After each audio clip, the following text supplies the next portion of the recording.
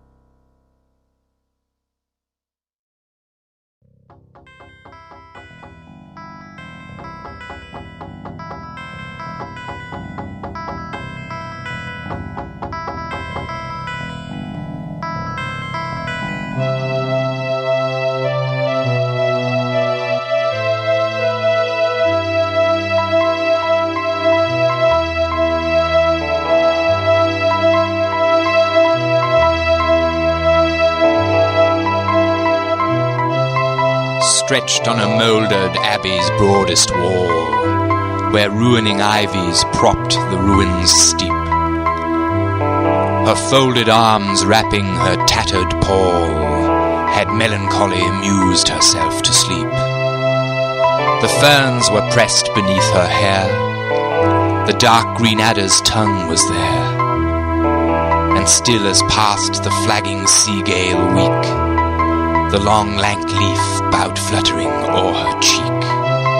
That pallid cheek was flushed, her eager look beamed eloquent in slumber, inly wrought.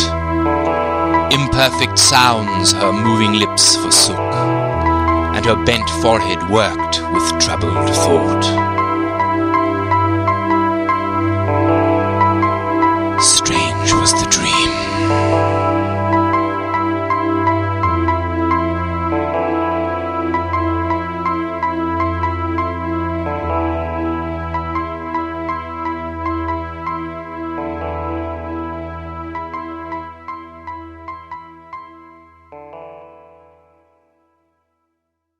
My pensive Sarah, thy soft cheek reclined thus on mine arm, most soothing sweet it is, to sit beside our cot o'ergrown with white-flowered jasmine, and the broad-leaved myrtle, meet emblems they of innocence and love, and watch the clouds that late were rich with light, slow saddening round, and mark the star of eve, serenely brilliant, such should wisdom be, shine opposite. How exquisite the sense snatched from yon bean field, and the world so hushed, the stilly murmur of the distant sea tells us of silence. And that simplest lute, placed lengthways in the clasping casement, hark! How by the desultory breeze caressed, like some coy maid half yielding to her lover, it pours such sweet upbraiding as must needs tempt to repeat the wrong. And now its strings boldly are swept, the long sequacious notes over delicious surges sink and rise, such a soft floating witchery of sound as twilight elfins make, when they at eve voyage on gentle gales from fairyland, where melodies round honey-dropping flowers, footless and wild like birds of paradise, nor pause nor perch, hovering on untamed wing.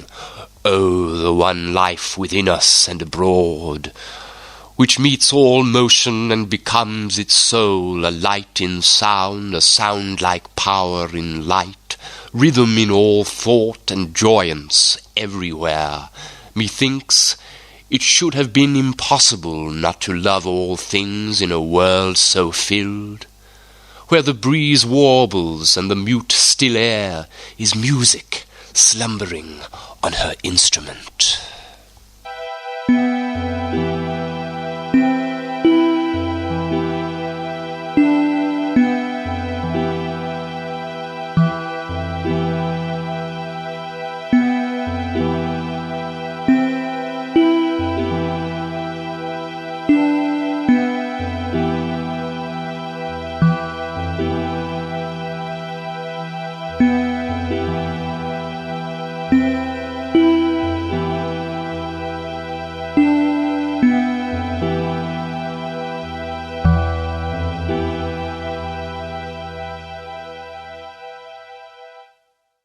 Green and silent spot amid the hills, a small and silent dell, or stiller place, no singing skylark e'er poised himself. The hills are heathy, save that swelling slope, which hath a gay and gorgeous covering on, all golden with the never bloomless furze, which now blooms more profusely. But the dell, bathed by the mist, is fresh and delicate as vernal cornfield, or the unripe flax, when through its half-transparent stalks at eve the level sunshine glimmers with green light. Oh, 'tis a quiet spirit-healing nook, which all, methinks, would love, but chiefly he, the humble man, who in his youthful years knew just so much of folly as had made his early manhood more securely wise. Here he might lie on fern or withered heath, while from the singing lark that sings unseen the minstrelsy that solitude loves best, and from the sun and from the breezy air sweet influences trembled o'er his frame, and he, with many feelings, many thoughts, made up a meditative joy, and found religious meanings in the forms of nature. And so, his sense gradually wrapped in a half-sleep, he dreams of better worlds, and dreaming hears thee still, O singing lark, that singest like an angel in the clouds.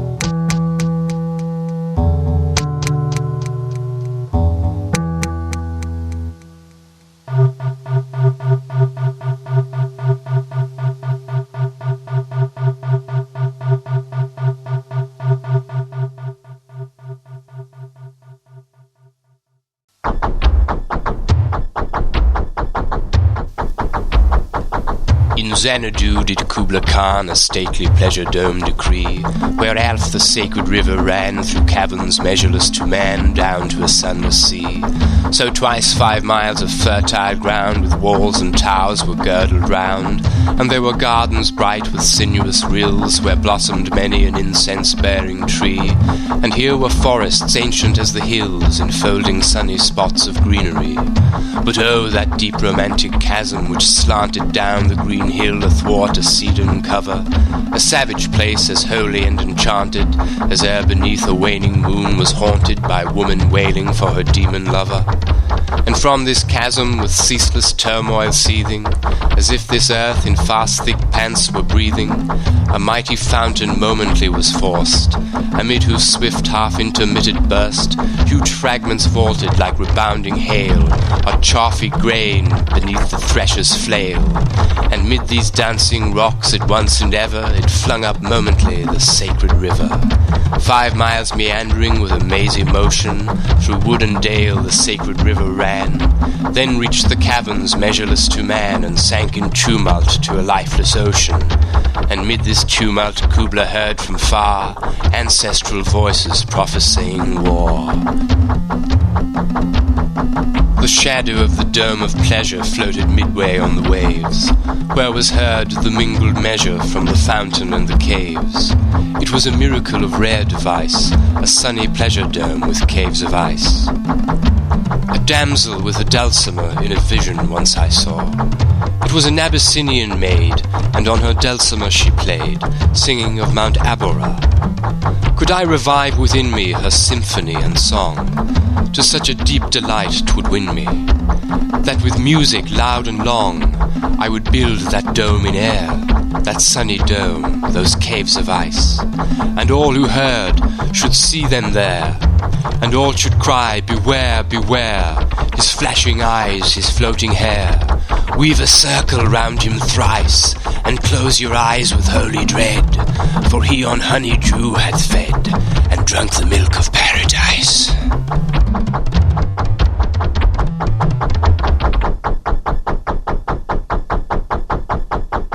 Through weeds and thorns and matted underwood I force my way, now climb and now descend, o'er rocks, or bare or mossy, with wild foot crushing the purple whorts, while oft unseen, hurrying along the drifted forest leaves, the scared snake rustles.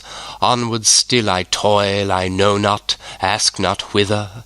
A new joy, lovely as light, sudden as summer gust, and gladsome as the firstborn of the spring, beckons me on, or follows from behind, playmate or guide. The master passion quelled, I feel that I am free. With dun red bark, the fir trees, and the unfrequent slender oak, forth from this tangle wild of bush and brake, soar up and form a melancholy vault high o'er me, murmuring like a distant sea.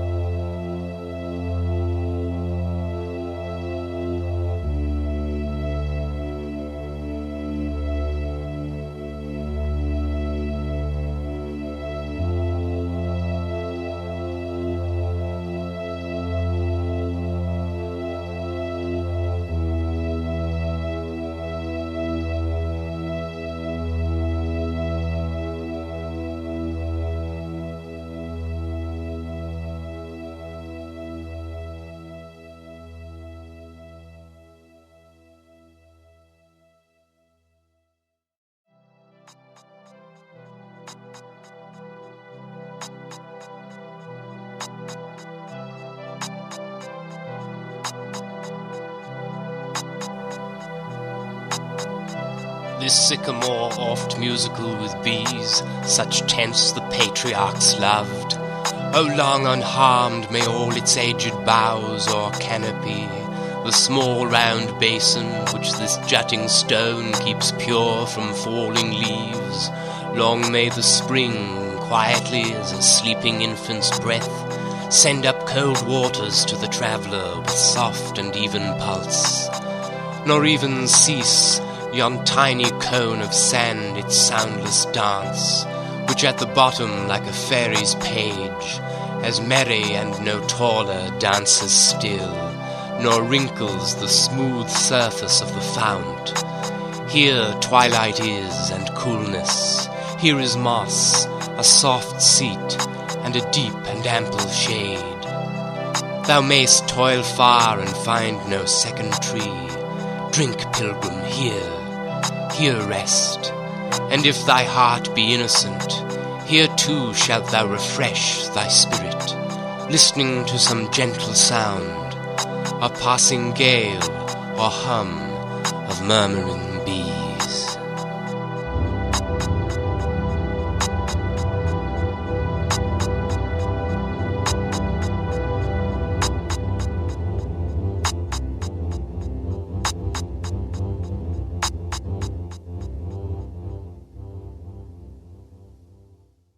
Oh, it is pleasant with a heart at ease, just after sunset or by moonlight skies, to make the shifting clouds be what you please, or let the easily persuaded eyes own each quaint likeness issuing from the mould of a friend's fancy, or with head bent low and cheek askant see rivers flow of gold twixt crimson banks, and then a traveller go from mount to mount through cloudland, gorgeous land.